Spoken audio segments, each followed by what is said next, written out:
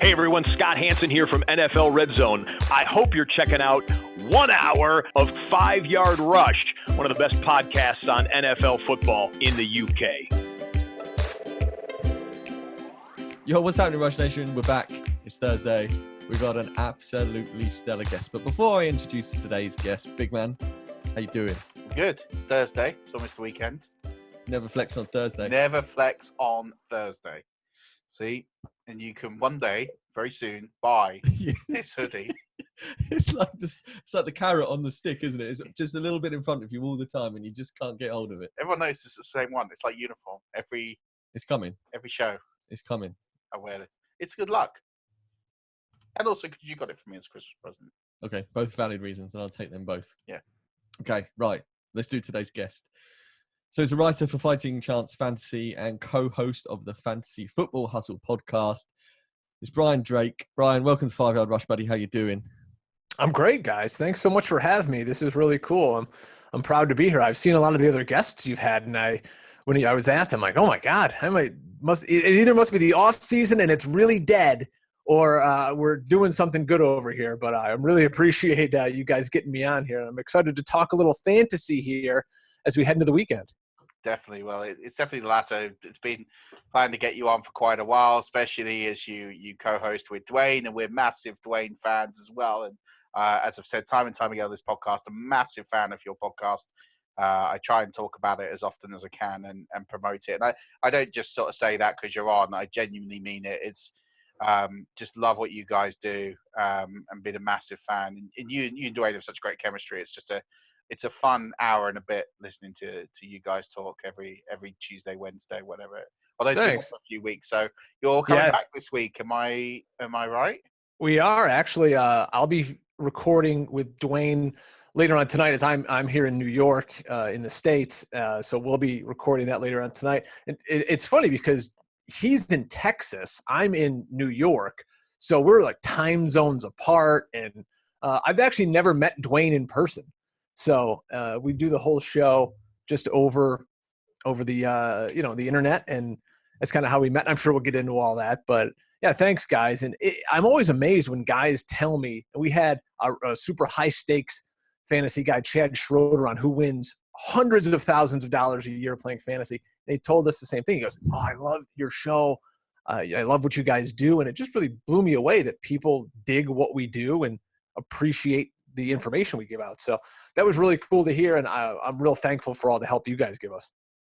Oh no, it's honestly a pleasure, and you guys are putting it out there. Love obviously the utilization report. Just love the way that you guys just break it down, and you just offer something different because you talk about usage and it's going beyond pick up this player off the waiver wire because they're in a good situation this week.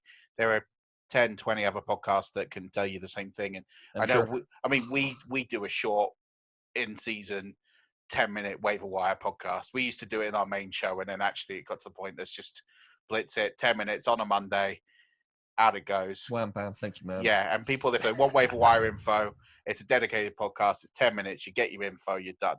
I think every podcast seems to focus on that part because it is an important part of the game, but you guys go above and beyond and get me thinking and deliver the information so I understand it, which is good, but actually in quite a bite-sized thing. I always take my notebook and I write down about 7 to 12 things every episode and think, right, I need to look into that, explore that a bit more. And Dwayne's kind enough to share info with me as well. I DM him and say, oh, can you just expand on that a little bit? So no, digging it. Although I do have to say, over Christmas, you had your Philadelphia Eagle Christmas tree up and was a little bit misted. And Dwayne broke the no hat rule.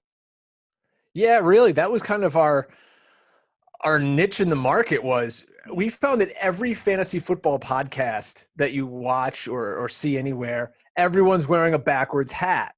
And the funny part is because Brian when is straight up pointing at me, by the way. He should do. He should point at you.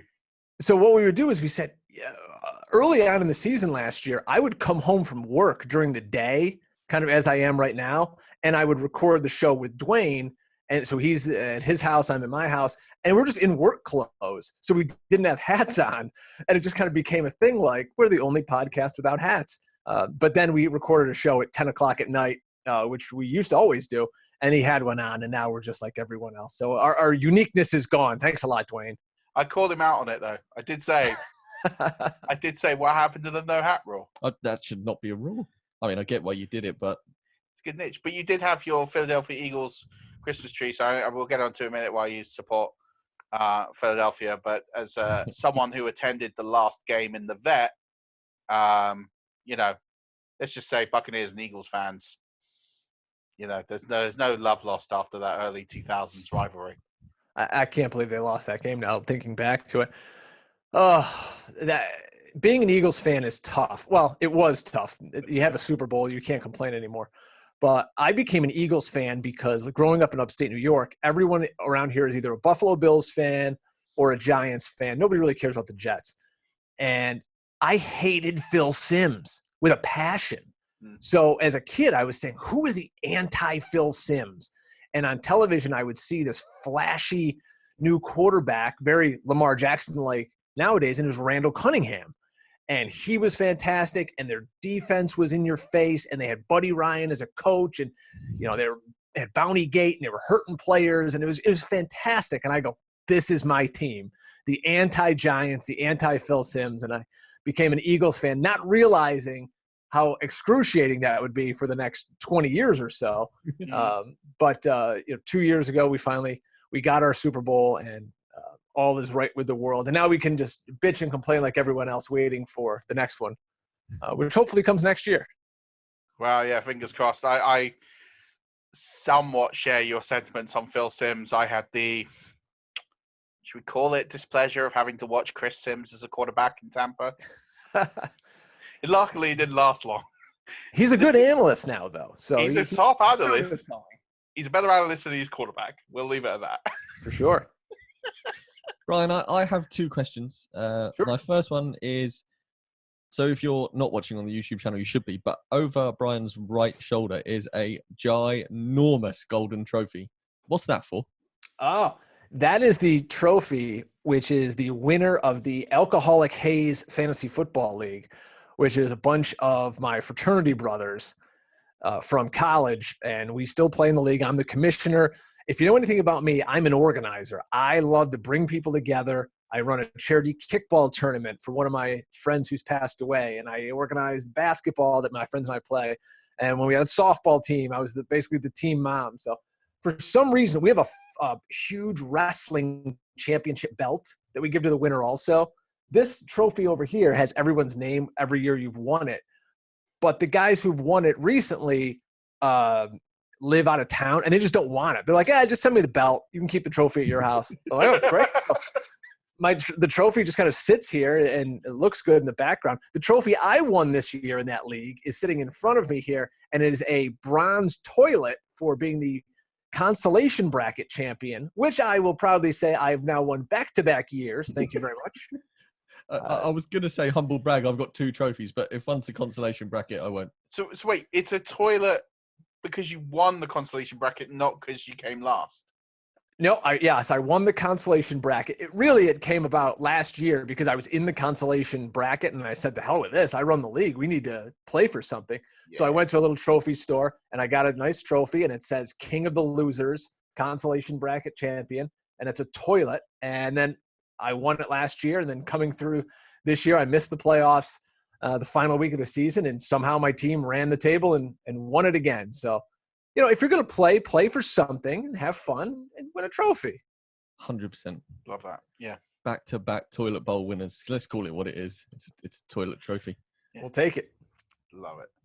So, and then my second question, Brian, obviously you living in the States, have you ever bought anything off Pristine Auction? I've seen a ton of really cool stuff on there. Uniforms, geez, listen to me. Jerseys, autographs. I've got some cool stuff back here. I've got a Chuck Bednarik autograph. I've got Carson Wentz autographs. I've got Brandon Graham stripping Tom Brady over here. So I'm all for that stuff. I've heard it. They have a really cool site and a lot of fun stuff. Yeah, they do. The only trouble for us over here is that the taxes and shipping is absolutely brutal. Oh, it's ridiculous. We gave away a Deontay Foreman Houston Texans jersey that we got off of pristine auction, and it cost more to pay the taxes and ship it. In fact, Wow. it was 2/3 of it was shipping and taxes, 1/3 was the shirt. You should get them to sponsor a segment on the show with the Beatles tax man underneath it. Well, Brian, talking of that, we do actually have a sponsor of today's segment, and that's helmethouse.co.uk. They're based here in England, so we can get helmets from them, autographed, all legit, but without the shipping. That's awesome. Yeah, so head over to helmethouse.co.uk and use the code 5YardRush for 5% off your purchase. Right, Brian, let's get into how you got into football and talking about fantasy specifically. So I was a writer by trade and a radio guy. When I was in high school, I loved journalism. And when I got into college, I went to school and I wanted to be a sports broadcaster. I was doing play-by-play for our college basketball team and whatever else we could have on the air. There was hockey, there was lacrosse. And I was hosting a lot of sports talk shows, including one on pro wrestling, which I did for 4 consecutive years because wrestling was so popular back then. I've actually been to multiple WrestleManias, and that's a whole nother podcast. But Awesome. yeah, I got into the sports talk. But then when I got out of school, I realized you can't make any money being a sports broadcast host. So I got into radio sales and I was doing advertising, and that sucked. But I always had this itch in the back of my mind of like, I got to get back into that. It's what I went to school for. It's my passion. And my real job is I'm in sales. I was a beer wholesaler for a while. Now I'm a liquor and wine sales rep.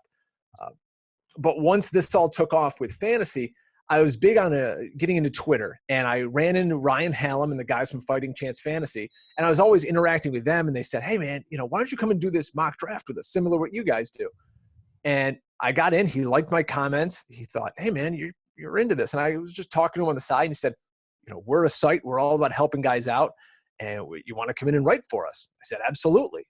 So I started writing for fightingchancefantasy.com. Ryan Hallam, Steve Rappin, 2 amazing guys. Myself and even Dwayne, they gave us a platform when really nobody else would. And they were like, here, go do whatever you want. You want to have a show? You want to write about whatever you want, have a show about whatever you want. I mean, they pay our show now that gets really good downloads. Like, they pay to host the site. So we're forever indebted to those 2 guys over at Fighting Chance.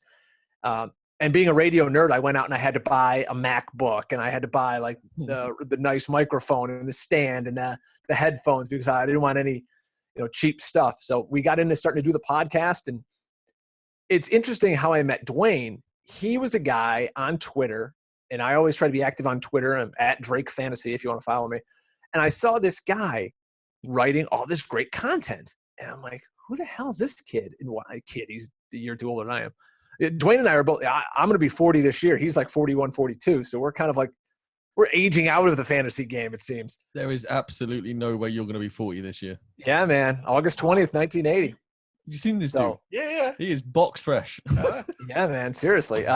So I go to him, and at this point, Dwayne has about 200 followers, and he's putting out all these kind of like analytical data. And I'm like, hey, dude, I'm doing this podcast. I'm just starting it up for this website. Like, would you want to come on and talk about this stuff? Because who else am I going to get? I'm nobody. I'm just starting a show. Nobody knows who the hell I am. He's like, yeah, I'll come on. We do our first show. God knows whatever we talked about. And the guys from Fighting Chance were like, dude, that was really good. And lo and behold, we kind of get rolling, and Dwayne makes some contacts. He's got Matt Waldman and Sigmund Bloom, those guys from Football Guys, and he starts writing for them. And our show slowly starts taking off. And God bless Dwayne, and I would be nowhere without him. And I'm so lucky to be strapped to the rocket ship that is Dwayne McFarland. And anywhere the show goes is because of him and his talents. And I will tell him that on air, off air, it doesn't matter. And he now got signed to work with EstablishTheRun.com and Evan Silva. So a guy that I found with 200 followers 2 years ago now has, I think, 14,000. And is putting out, and he's getting paid to put out content left and right. And he, is one of the hottest names in the fantasy industry. So really cool. I'm grateful that he stuck with me because he has for sure had opportunities to go and do other things with much better people than myself. But he has hung on with me, and I'm, like I said, grateful. And we're going to bring this thing into a new space this year. We're going to be into Twitch. We're going to be on Instagram. We're growing the YouTube channel. Same kind of stuff you guys are doing, because I think the video element of podcasting and fantasy football content that's where 2020 and beyond is going. It's not just, hey, I'm going to listen to a podcast on my headphones. It's, I'm going to watch the video. And hey, what if we can get Dwayne's utilization reports as a part of this show, and people can actually see our waiver recommendations and they can break down the charts that he's got. So that's kind of a peek under the hood of what we're going to do for 2020. And I'm excited. It's only going to grow from here. And who knows, maybe we'll make a couple of bucks doing it. My wife would appreciate that. Yeah, definitely. I've really listened intently to what you're saying. Although one thing I'm going to point out is I think you've sold yourself a little short there. I mean, we're big fans of Dwayne. Dwayne's been on the show a couple of times. We eliminated him from the Scott Fish Bowl. Turn out. This year. That's how we met. We were in the same Scott Fish Bowl. I listened to that show when you guys were talking smack about it. Yeah. Yeah. Well, I mean, he did beat us in the regular season, but then we finished. It was weird. We finished as the top scorers with a 6-6 record. So wow. go work that one out. And like 200 points clear. Wasn't like we squeaked it. We were like nailed on with a week to go that we were in, barring some major. Beat my team's ass. My team was awful. Yeah, it was a weird. It was a weird whole thing, the Scott Fish Bowl. We're sort of just about over it. Raheem Mostert and all that.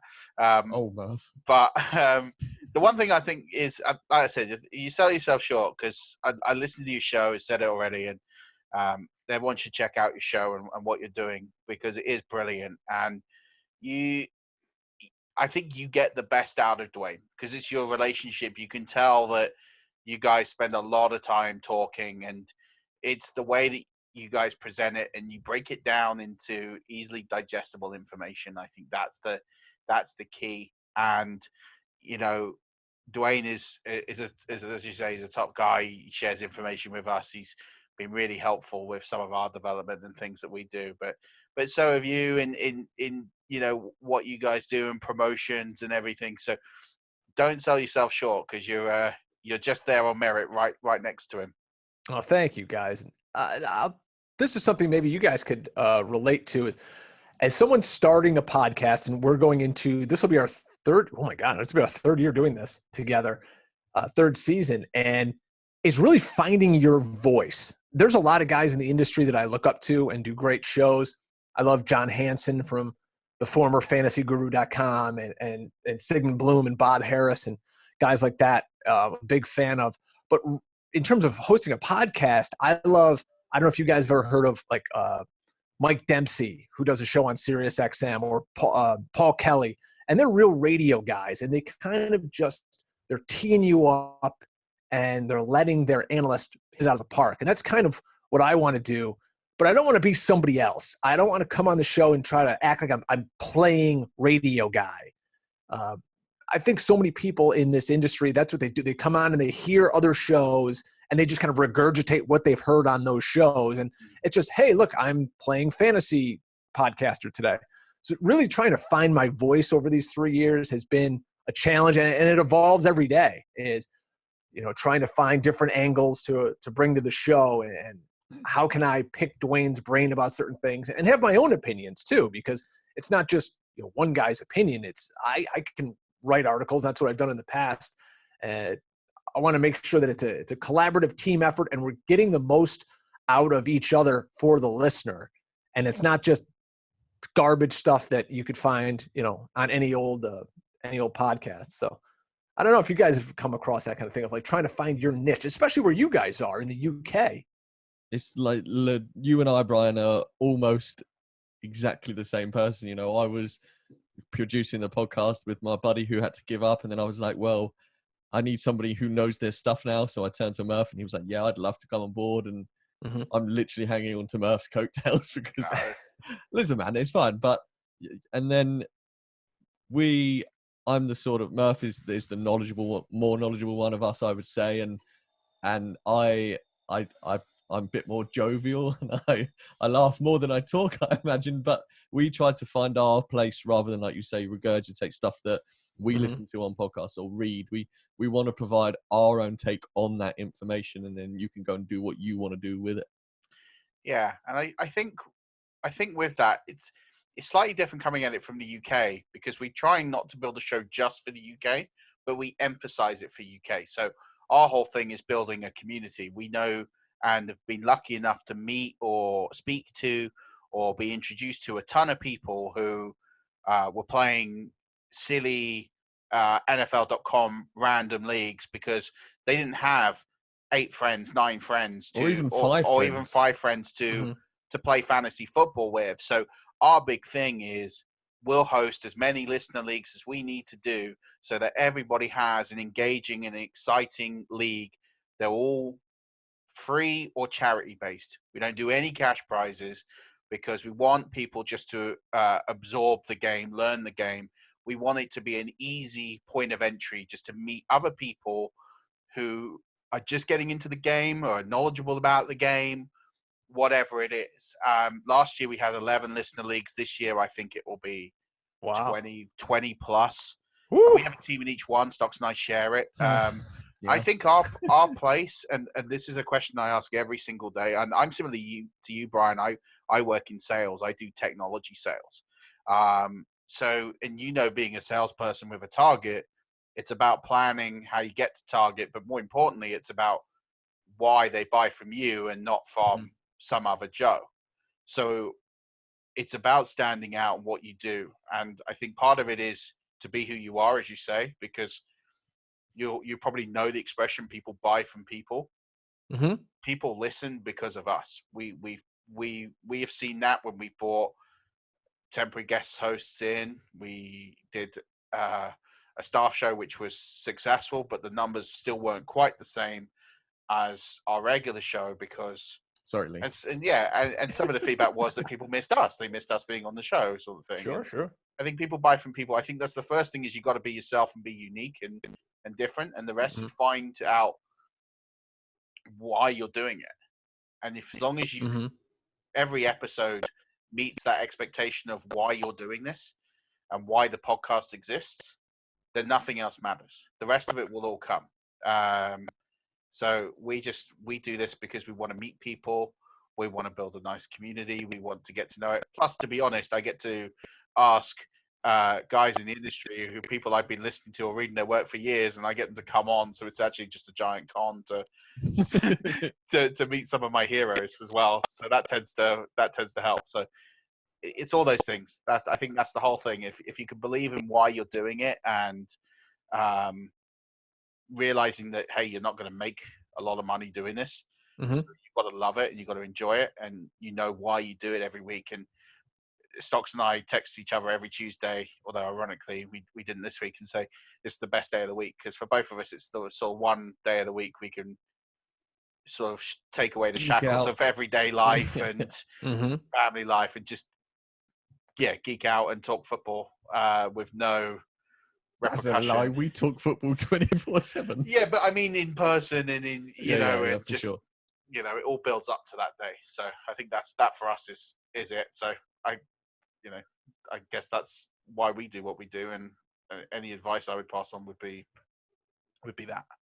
Yeah, we have our show notes here, which is funny because Dwayne and I actually don't do show notes with each other. We've gotten to the point where we have a topic, like with today's show that we're doing. I kind of just have my notes here that of like what we're starting to do.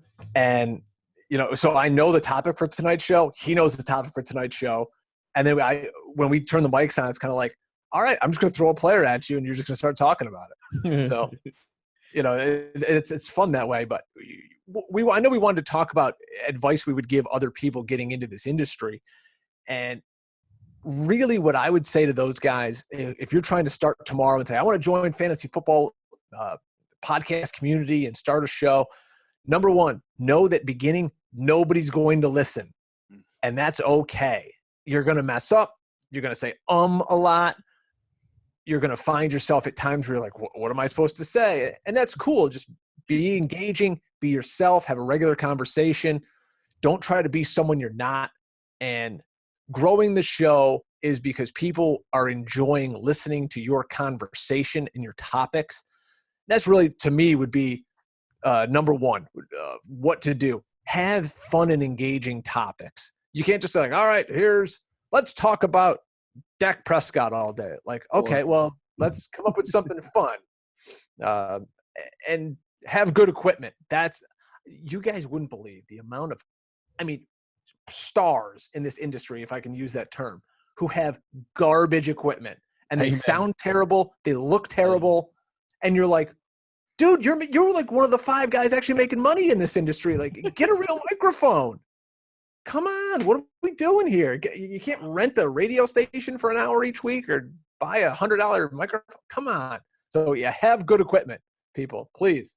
Do you know what? You don't even need a $100 or you don't even need $100, £100 microphone. There is still some really good microphones at like half that cost, and I appreciate that the cost. You know, the rest of this, you know, is everything's free except the equipment. You can post it for free on Anchor, and you can use Audacity for free software editing, and you can teach yourself or watch YouTube videos or whatever. So the only money you need to spend is the equipment part, and you can start with something that's good, not, you know, studio quality, but good enough to eliminate 95% of the static and background to where it's listenable. And then, yeah, you just improve that as you kick that desire to continue to do it, because you might do 5 of these, 10 of these and decide I don't want to do this anymore, and that's okay. Many podcasts quit after 10 or 12 episodes, and that's because you realize that actually you don't have things to say, or it's not much fun, or it's a lot more work than you thought it was going to be. That's the most common one, isn't it? Yeah, I did 2 this year during the week, and man, it was brutal because your whole week, people think, oh, hey, you know, you just turn the mic on and you go. So here was my week during the NFL season. So Tuesdays, Dwayne and I would record our hustle show. So basically Tuesday is I would come home during the work day, record the show with him. Then I have to edit it down, you know, whatever we have to do to get it up onto the site. Wednesday, then I would be doing a DFS show for another site. And so now I have to do all this DFS data. My kids are at like gymnastics during the day, and I'm on like PFF and different sites, like trying to figure out like content questions for the host of that show.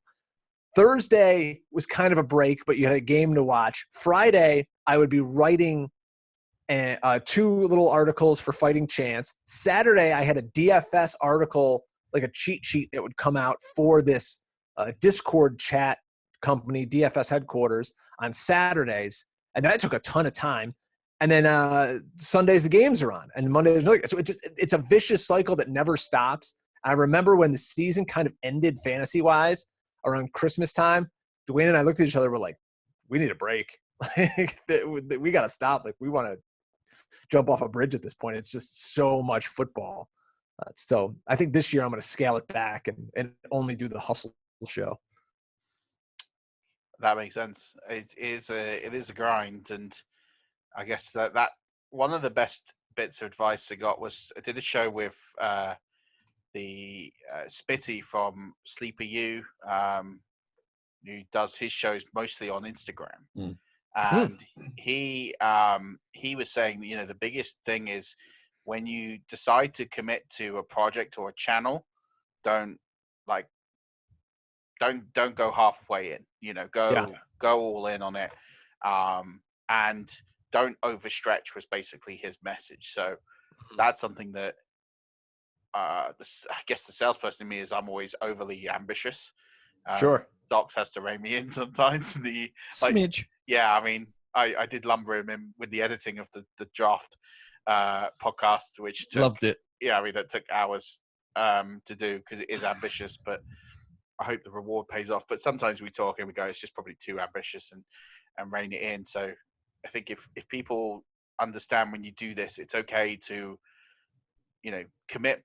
You're going to need to commit more time than you think, but don't overreach. You're not opening ESPN tomorrow. Start small and just nail that. If it's one topic, nail that. If it's one aspect of it, just nail that. Don't overreach too quickly. Don't try and do 20 things, because you'll fail, and it will be demoralizing. And as you say, the amount of work and research you have to do on all those different aspects, you'll just burn out, and you'll stop enjoying it, and then you'll stop doing it. Absolutely. You see that from a lot of guys where the biggest DFS players out there, a lot of them don't even like football or know much about it. They're just numbers guys. They're like former poker players or nerdy numbers guys who come into it and they go like, oh, I can look at, you know, my data and come up with lineups. And you go, okay, well, I'm a guy that watches every single game, so I should be able to do this too. And Yeah. you fail, but that's DFS for you, which is a whole nother animal. Yeah, that's a monster I'm not willing to try and tame quite yet, that's for sure. So, Brian, 2019, your fantasy season, you've already said you won the consolation bracket in one league. How did the rest of the season get on? Not well. To be honest, I went out. I was very fortunate to be in a draft at the Pro Football Hall of Fame in Canton, Ohio, called the King's Classic. And I was out there with Mike Tagliere from Fantasy Pros and Marcus Grant from NFL.com and guys from Dynasty League Football, and all these great guys were in my draft. And it was a 14-team league, and I just was not prepared for the 14-team aspect of it because all my focus goes to my 12-team home league against my buddies. And I ended up, I think I had like the 13th or 14th pick. Maybe it was the 13th, I guess. And my first pick, I ended up with DeAndre Hopkins. I go, great, 14-team PPR. I'm going to come around Hopkins, and we'll see what comes back. And in the second round, I don't know if I wasn't paying attention or what it was, Michael Thomas was still on the board, and I passed on him. And Joe Dolan, who you've had on the show, he's an acquaintance of mine, and Matt Camp, they were doing the show live on Sirius XM Satellite Radio. And they come in and they just murder me in the room. I'm like, how did you pass on Michael Thomas? And to be honest, I think I just crossed him up. I thought he was already gone. So it was just an epic fail on my part. And I think I ended up passing on Derrick Henry also in that draft. And I could just never. The only one. Yeah, so I couldn't recover from that. And I fought hard when I came home to, put a good spin on it. Like, oh, I passed on Michael Thomas, and here's why it's a good idea. And, that's just the salesman in me. And it was total BS because if I would have had Michael Thomas, I would have had a much, much better season. But yeah, I didn't have any teams with Lamar Jackson, and it was a down year across the board for wide receivers. Some of the running backs that I like Nick Chubb, but once I got near the end of the season, I started getting Kareem Hunt vulturing a lot of touches from him, so that kind of brought a team or two down. So yeah, it wasn't as great a season, and I lost out on a big one league. I ran out of fab money early. I shot my load on Ty Johnson because I really needed a running back with Carry-On going down, and we all know how that went. So no, it was not the greatest year for my redraft teams. So 2020 will have, of course, 2 years ago I won like 3 leagues. So it's cyclical. We'll correct the ship here in 2020 and cash some more checks. Yep, bounce back season is coming. I'm worried about 2020. Why? Because there's no way I'm going to win as many ships. Yeah, but no, your strike rate was ridiculously high last year. It was high. But maybe it's always going to be high, Murf, and this is just... Nah. It's because I invested in RBs everywhere across the board. It might happen again. And I just tanked wide receiver as a position because I just didn't believe in paying for a top wide receiver in most cases. And except for Michael Thomas, that worked out really well.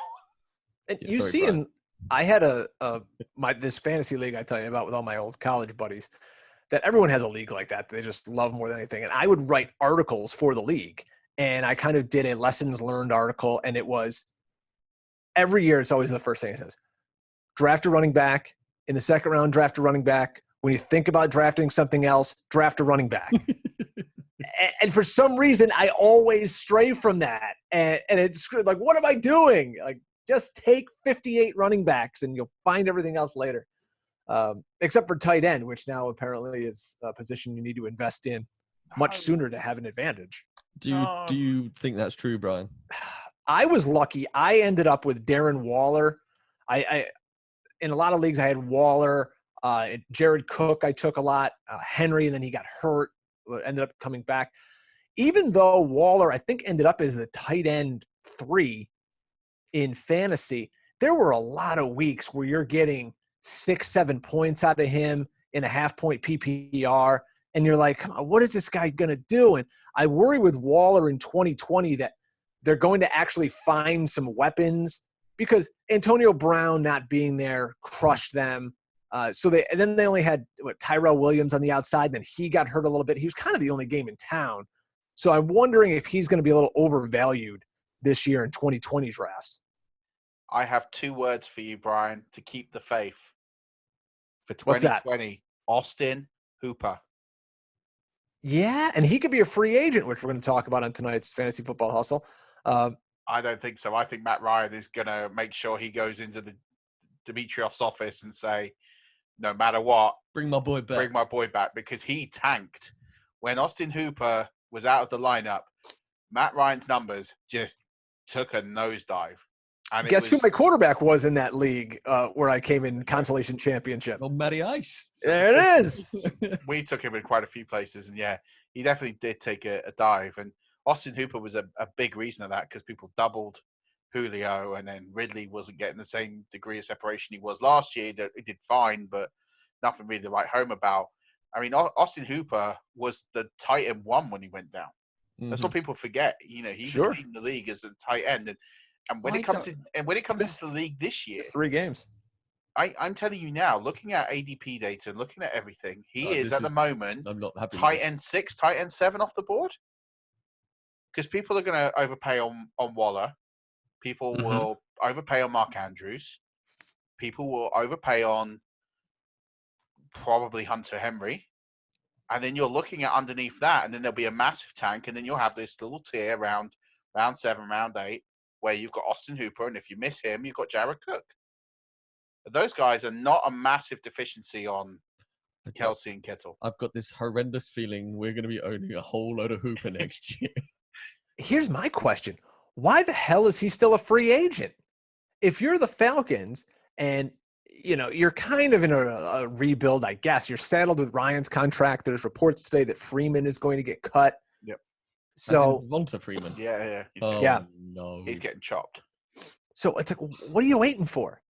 Get this guy signed. But what are you let him test the market? But no one's getting signed. I had the same thing. I got a Buccaneers chat, and I was speaking to the guys, and I was like, I am a little bit concerned.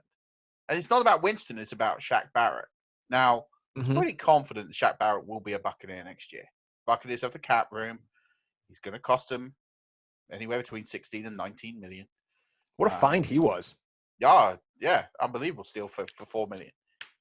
Although we had to pay him out like quite a bit in incentives, but it worked out. And he's not going to produce the same numbers, but that looks like that should be done. But no one's releasing major. If you look at it now, we're mid-Feb. No one has really announced a major contract extension. You're getting a few guys on the O-line, a couple of safeties that have been re-signed, and a couple of DBs, but no one tier 1 has been announced. Why? Nobody wants to set the market yet. Correct. Okay. And I think that's all it is. I think people like Hooper, I think some of the QBs, if I was Jameis Winston's agent, I'd be racing to Tampa and get a deal done Before Philip turns up. Well, Sure. I don't think Phillip Rivers is going to go to Tampa, but every QB that enters the free agency market, Winston's number goes south, not north, because there's less demand because it's an economy. Less want. Because there's more people that will fill it. Okay,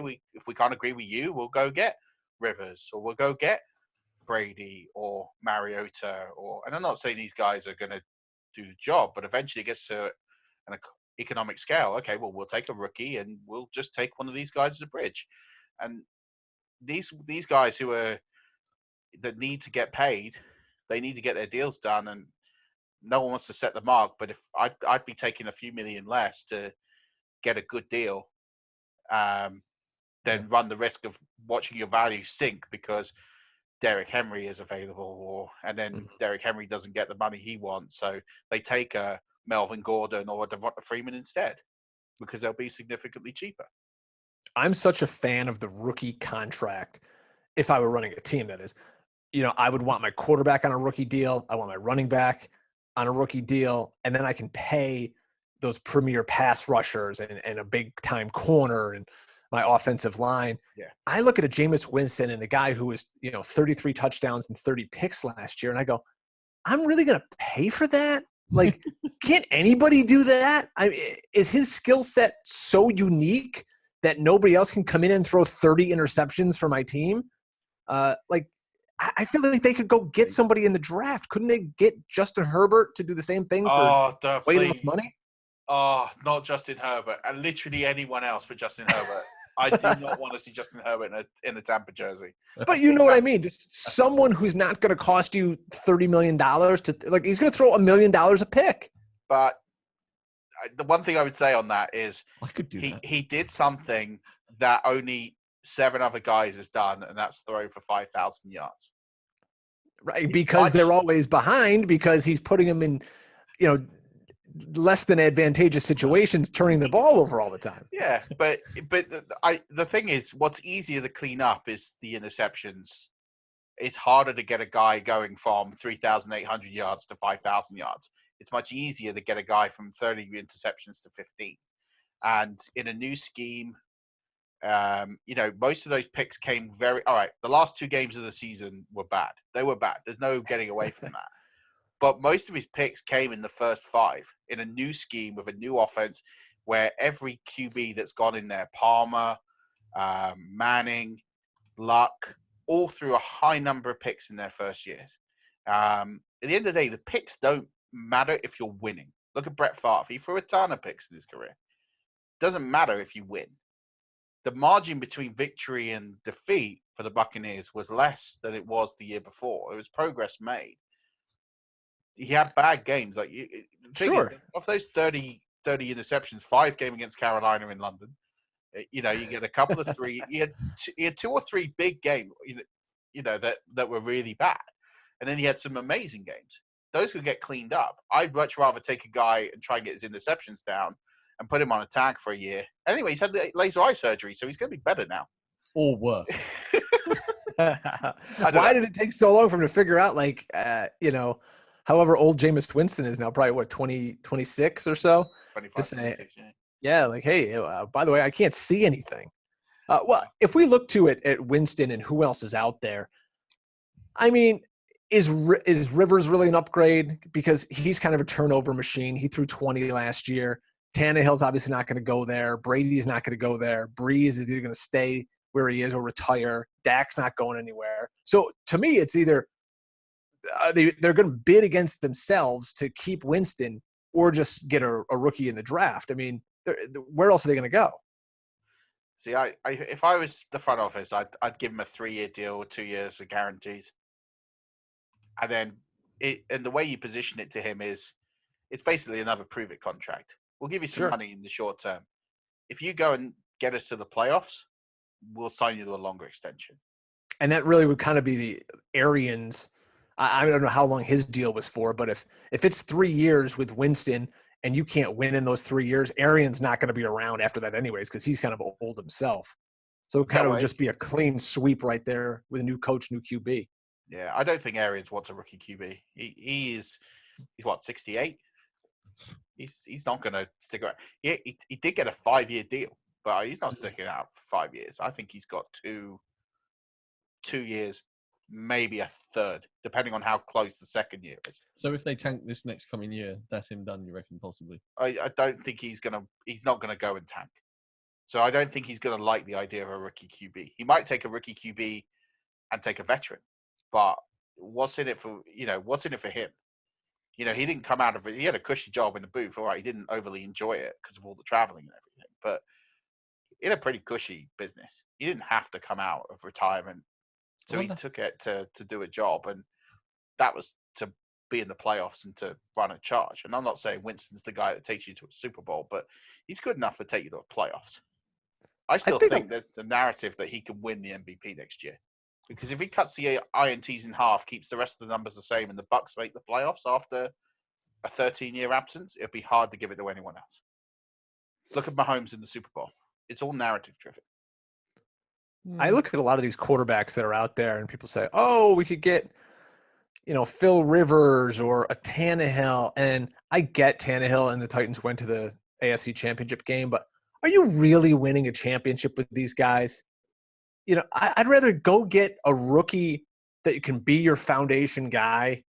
If Joe Burrows, and I don't think he wants to play in Cincinnati, but he or Tua or one of these young guys, I'd rather hitch my wagon to one of them on a few-year cheap deal than say, "Hey, Phillip Rivers, I'm going to give you $25 million a year for the next 2 years to come in and just maybe make the playoffs for us." Like, no, obviously the game's to win. Like, not just maybe for some teams it's not, like Cincinnati, but I want to win a championship. I don't want to just be, picking 18th every year in the draft. Yeah, I'll be honest. If I was the Colts, I'm looking at teams that are sort of on the precipice, right? Colts, Rivers to Colts makes sense.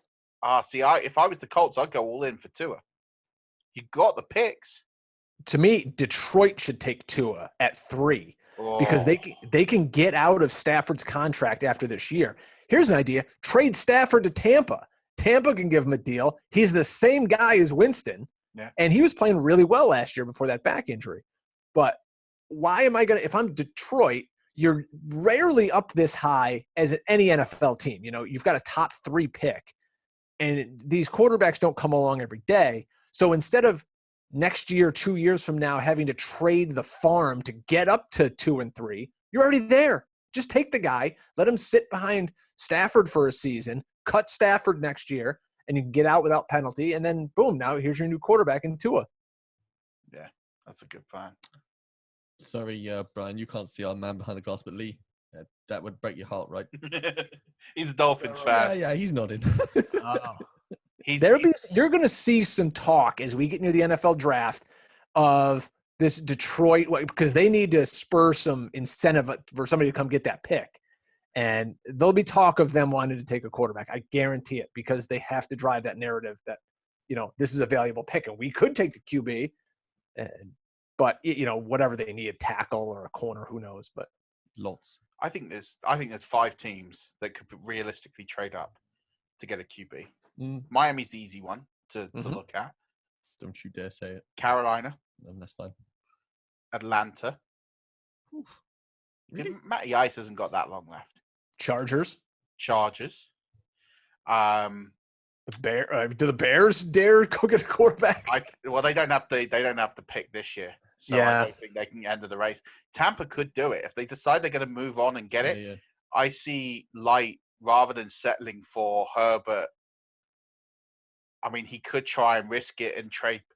I think if Tampa are going to trade in the draft to get a QB, they will either try and go up if they can to get Tua, or I don't think they'll go back. But what I think they might do, if they haven't fully settled on a QB and Easton's on the board around pick 31, pick 32, Tampa would be my sleeper to trade back into the first round, almost what Baltimore did with Lamar Jackson, to get the extra year on someone like Jacob Eason and take a chance on him, because he looks like an Arians quarterback if I've ever seen one.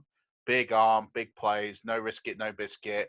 He's going to throw a load of turnovers early in his career, but if you coach those out of him early, could be exciting. They've already got that guy in Jameis Winston, so you can get this kid for nothing. Yeah, but you got to have Mark 2.0, right? Anyway, too much Buccaneers talk for. It's natural. It's organic. It went there. It always does, but that's what happens, right? These are all my consuming thoughts for the next 2 months. Okay. Well, I'll hear more of it, I'm sure. Yeah, so, Brian, obviously redraft, not such a great year. What about DFS? How did that go for you? Well, I learned in DFS, and you've seen all these crazy stories of the guy and his girlfriend or whatever putting in 300 entries. And to me, it's all about game selection. And we were preaching that on their website, and the DFS podcast I did was called Eat the Chalk. You can find it in the App Store if you want to find it. They do like NASCAR stuff right now. That's what they're into, NASCAR and golf.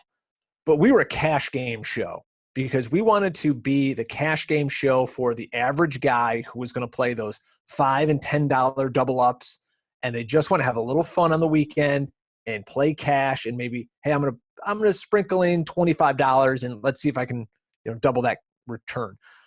And that's kind of where I live and I play. I don't want to try to risk $25 in a mass entry tournament. Like, I've got 2 small children. I'm not putting half their college fund into one slate of DFS. So I'm a cash game guy. I do fine. I never really put I'll spend a whole week doing these DFS sheets for the website, and then it gets to Sunday and I don't even put lineups in because I'm just so sick of looking at it.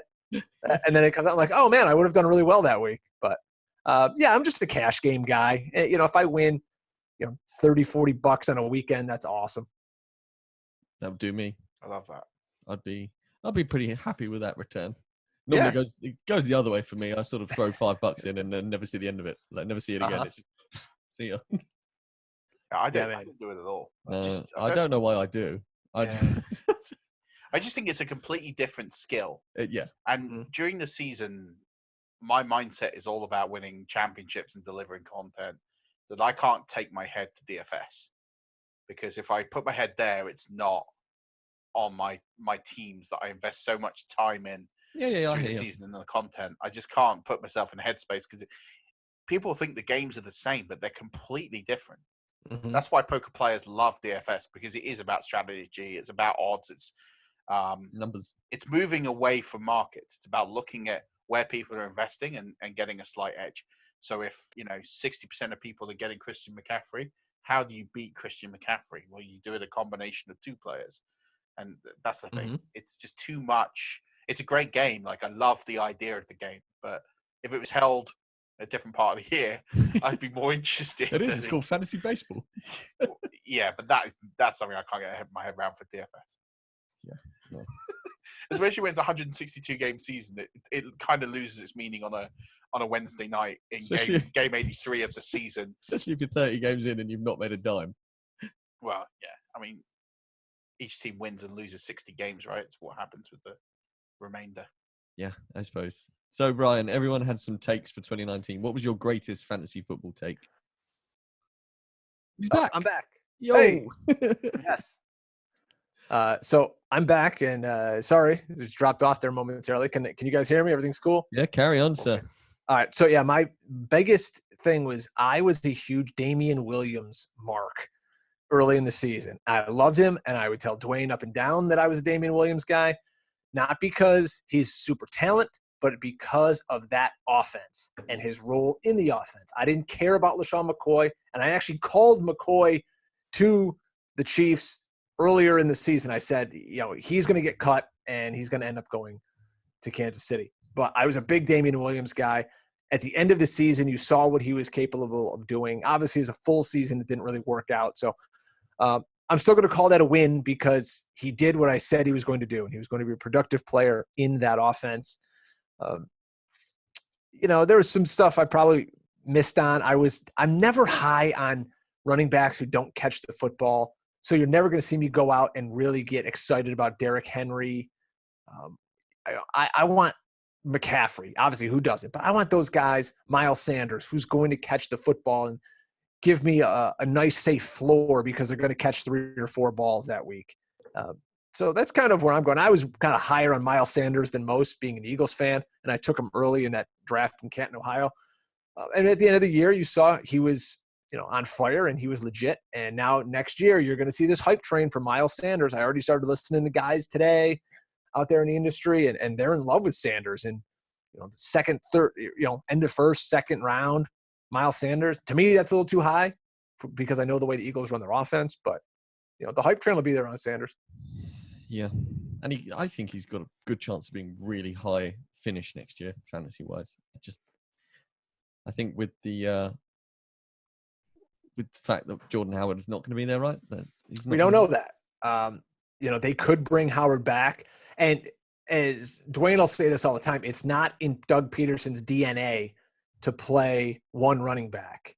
And even as much as Sanders was great when they had to play Boston Scott and get him in the mix, he produced really well. And they only had 2 running backs at the end of the season because Jordan Howard was so banged up. So I think they're either going to draft a kid, or they're going to want a big physical back, because they don't want Sanders handling that many grinded out carries throughout the season. So, and that could bring down his goal line attempts, and just overall take touches off of him. But he needs to be more impactful with the few that he does get. And that's what's going to return value for you in fantasy football.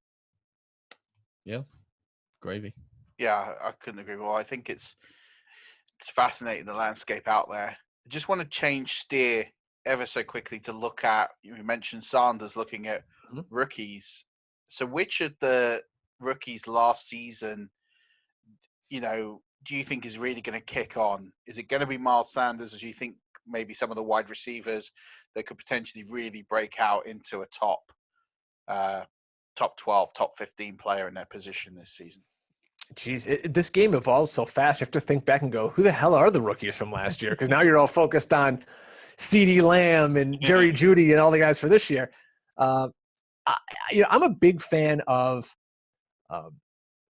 what's his name, Josh Jacobs in Las Vegas. Now that's tough to say. I still call the Chargers San Diego. Forget LA. And I'm sure I'm gonna stumble over the Las Vegas Raiders. I like Jacobs. I think he's going to be really good. They need to involve him a little more in the pass game.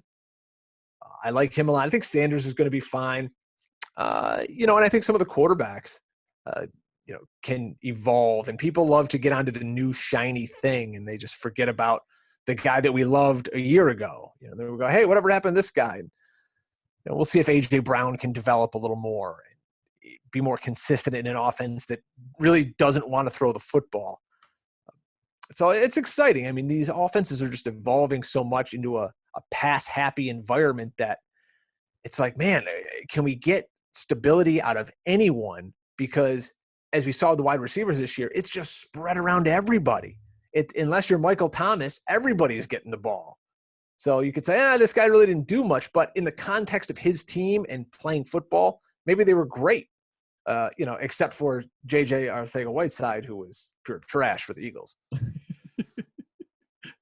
Yeah, that one that puzzles me. Yeah. I don't understand.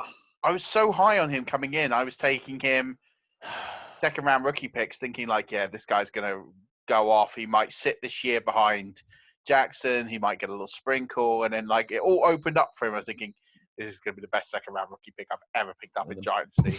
And he just wasn't there. I mean, Josh McCown was more likely to catch more balls for Carson Wentz than JJ at one point. When you're a second-round pick and you are getting passed on the depth chart by street free agents, that's a problem. And that's what happened with Arcega-Whiteside at the end of the season. I mean, Greg Ward became their number one wide receiver. He was a quarterback in college, and they cut him 11 times.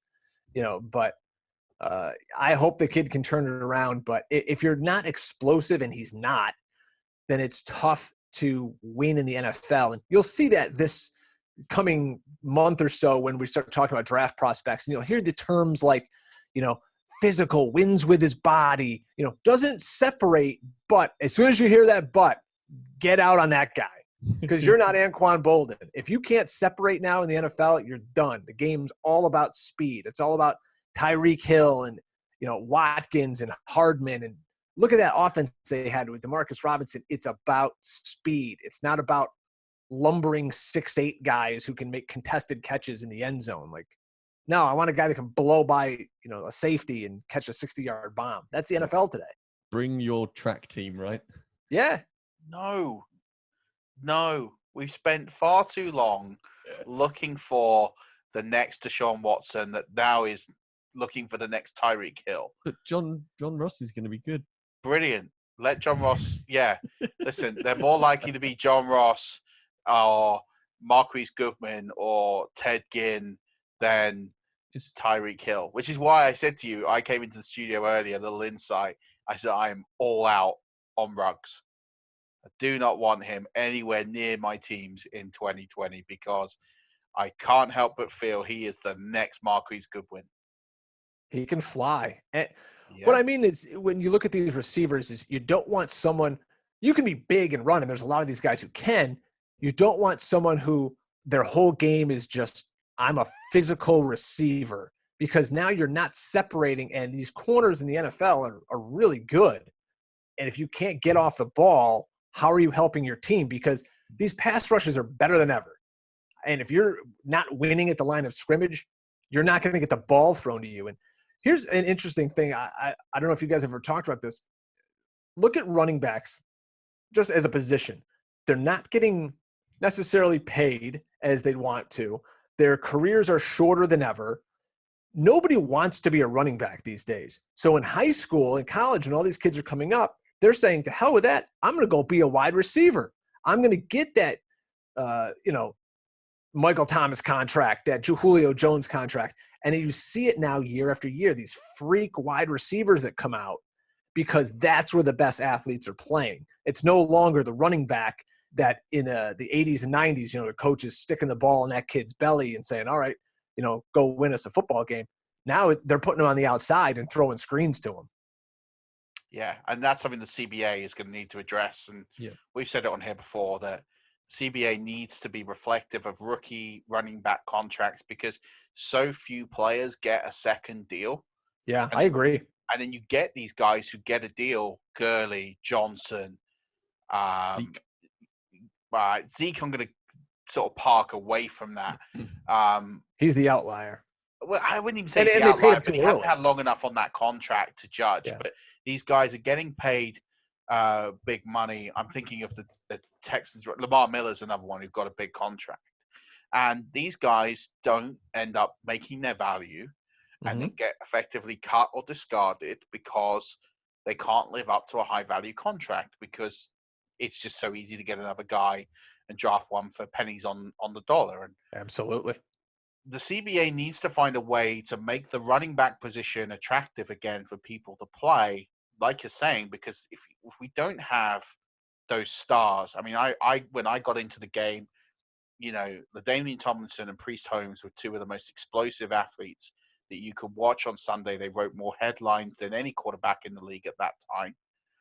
And I feel like that we're moving away from that kind of Todd Gurley's one that's been talked about MVP. We had Adrian Peterson in 2012. But I don't feel like as much as we recognize there's good talent at the running back position, I can't help but feel that there would be better if there was a way to compensate these players just for all the physical abuse they go through for the money that they pay. Most of these guys earn $3 to $7 million in their careers, then get cast aside. And when you work out the medical bills and housing the family and all of that malarkey, that money goes quick. And these guys have to go and find another job. And some of them end up in TV or radio, and some of them build some sort of brand and do something, but that's a small percentage. These guys need to get a good amount of money early in their career. And if they stop at 27, then at least they can have the freedom to do what they want to do. Whereas a wide receiver can play in the NFL for 10 years, for 12 years. A quarterback plays for 15 years almost if they remain injury-free. The other position that needs to be looked at as well is tackles, both offensive and defensive. They're the same ones that get that same physical level of abuse. They're starting to get recognized with the kind of money now, but that's only the elite ones. It's another position that needs to be looked at in the CBA. Yeah. It's going to be, I think it's a real interesting CBA ahead for positions. What are your thoughts on the CBA, Brian? Do you think it's going to extend to 17 games? The way it always works with these contracts is whatever the owners and the TV networks want, that's what's going to happen. The players are so poorly represented by their union because, frankly, most of them don't give a damn. They're worried about getting paid today. They're not as worried about the guys coming into the league who are going to be taking their jobs. They should be more worried about veteran pay and benefits and all that. But, they're going to extend the season. It's going to be a 17-game season, so everybody plays internationally. That's going to happen because the owners want it.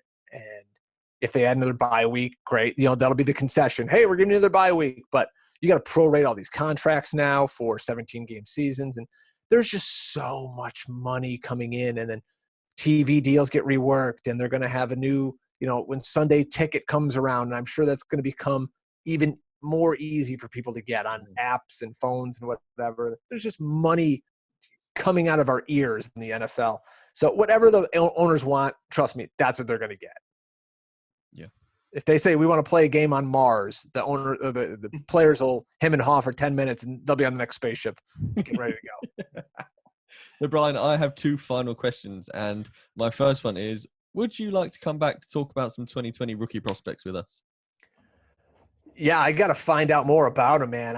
What I do is I like to find super smart guys like Matt Waldman, who puts out the rookie scouting portfolio, and then kind of pick their brain and read their work, because I'm not a film guy. I'm not a data guy. I'm a talking guy. So I like to find guys who are really smart about certain things and bring them into the fold. But yeah, once I get more immersed into the class, yeah, I definitely would like to talk about some of these guys, because I think, man, it's going to be a deep wide receiver class, and it's not necessarily always the first guy picked, as we saw, this year when DK Metcalf went later in the second round, and he could be the most impactful of all the wide receivers taken this past year. Yeah, I agree. So once you've picked their brains, you can come back and we'll pick yours. Yes, let me actually find out who the hell's going to get drafted first. Love that. And then my final question, Brian, is it's a little early, but can you give us a 2020 spicy hot take? Oh, man. I actually wrote a few of these down of like guys that I'm really into. Just a few of them here. I really like Daniel Jones in 2020. And it stinks because I wrote that down last night, and then I was listening to my guy Sigmund Bloom on a show, and he has said the same thing. So now it looks like I'm stealing Sig's idea. But no, I like Jones. I love his upside. He gets things done with his feet. You could probably get him later in drafts as your QB2, and he could put up really solid top 12 numbers because they're going to throw the ball over the field. The defense is still kind of shaky. He's got really good weapons. So I like Daniel Jones to be a top 12 quarterback. I think Michael Gallup could have a great year. Let's see if Amari leaves. Juju, I think people are going to be really down on him. You could probably get him cheaper than most other years because Ben's going to be coming back. And now they have, Deontay Johnson and Washington there in Pittsburgh. But I still like Juju. And Ian Thomas. Now there's no Greg Olsen.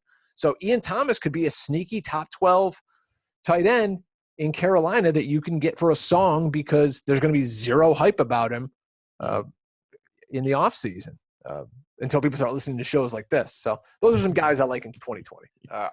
I'm completely all in with you on Daniel Jones. As I said on Tuesday, I was looking at the players from 2019 who had 25 points plus in fantasy games last season, and he had 4 of them in 12 games, which to equate was the same number as Patrick Mahomes, Kyler Murray, Russell Wilson, Jameis Winston, Dak Prescott, and ironically Aaron Rodgers, who's someone I'm down on for other reasons.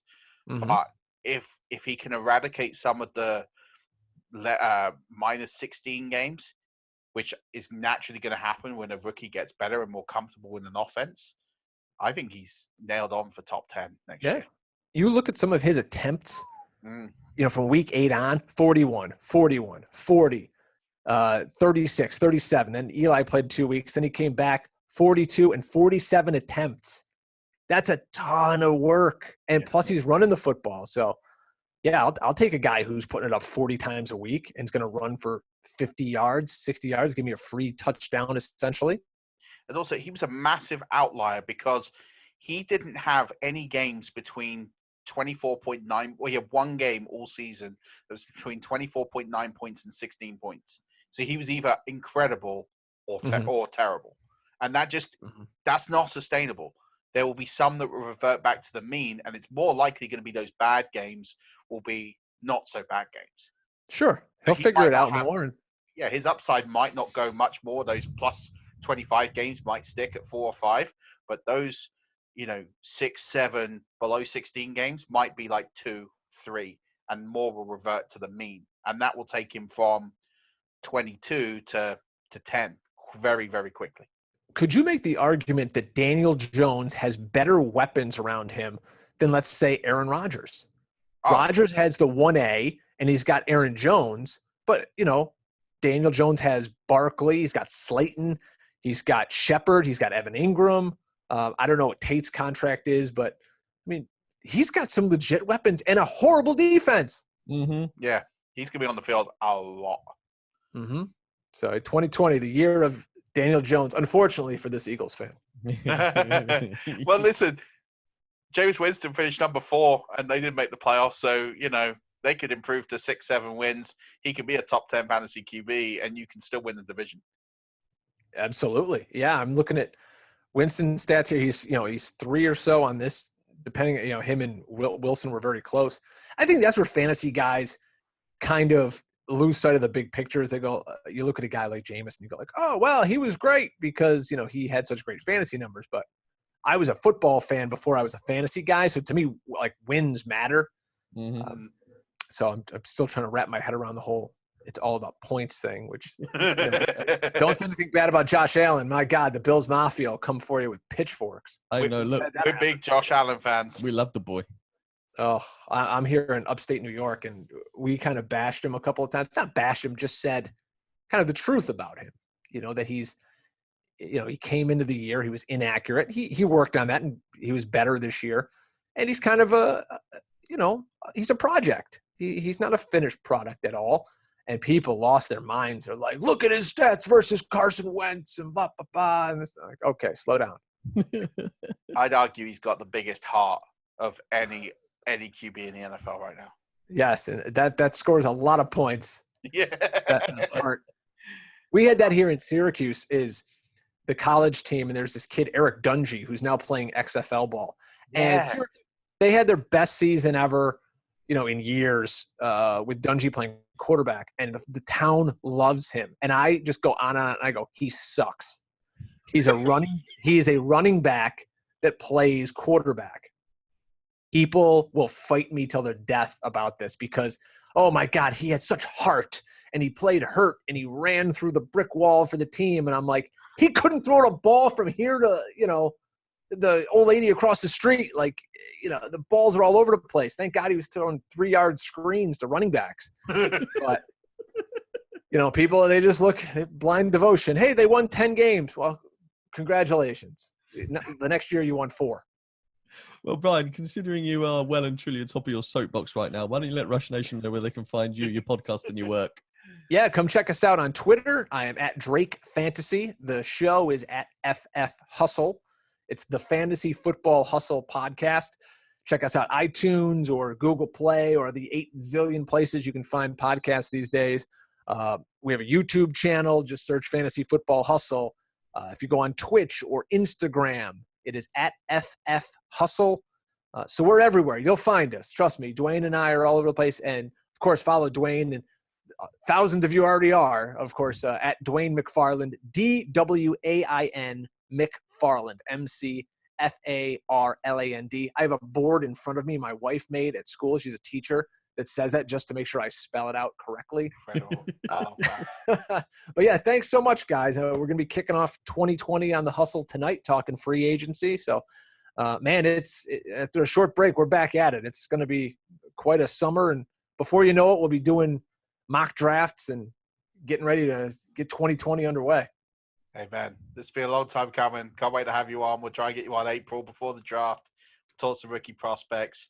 We can go through some of our learnings from 2019. And we can finally debate where Winston's going to be in 2020 as well. We'll know by then. Thank you so much, guys. I appreciate it. It was a great time. Dwayne. Not Dwayne. You've just been mentioning his Oh, name. Jesus. That's it. Oh, no, sorry. Dwayne just popped up in my mentions and said, I can't wait for Brian's show. Brian, I apologize. I am so sorry. We will. No problem. My wife wants to come over to London. I had a Beatles-themed wedding. Her and her father are insanely huge Beatles fans. Every table was a different Beatles song or album or whatever. And actually, there's a Beatles. I don't know. There's something hanging over here in the corner. But I told my father-in-law that I was going to be on the largest fantasy podcast in the UK. And it's a very cool thing because he's such an enormous Beatles fan. She wants to come do the whole tour, Abbey Road, and see the studio and all that stuff. Well, let me share a little fact with you that you can share with them. So I'm sure that they've seen the Abbey Road album cover. Sure. In the background of them on the crossing is a white Volkswagen Beetle. Uh-huh. It's cream colored. That's my dad's car, or it was. No way. Yep. It was just there? He was there. So my dad used to work in the industry. He did security. I'll share some pictures with you. That is so cool. Yeah, he did the security for Paul McCartney and Linda's wedding. So they got married at Marylebone Registry Office. There were 8 people in attendance. My dad was there. Man, look at you. That's so cool. Yeah, I mean, this is years before I was born. So, but yeah, so you can tell him that you spoke, not just was on an English podcast, but you spoke to somebody whose father's car is in the album cover. Awesome. And I will pass that along, and I'll tell her about that. She's probably coming. My kids are getting ready to get off the bus any minute now, so I'm sure my wife will be walking in. And my kids sometimes will run into the podcast and say hello to everybody. But Love that. And yeah, if you do come over, look us up. I work in the city, can help you navigate, get around, and we'll definitely hook up, do some beers, whatever. We got sounds good, guys. Thanks so much. Pleasure. Brian, thank you so much for coming on. Appreciate your time. Rush Nation, don't forget, head over to NFL Europe, get on the shop there, use the code 5yard rush for 10% off your purchase. Murf, this has been a lot of fun. A lot of fun. Really enjoyed this. It's a long time coming. Glad Drake came on, and we can can't wait to have him back on. Yeah, for sure. Brian's going to be back. We'll be back next week, Rush Nation. But as always, don't forget, keep rushing.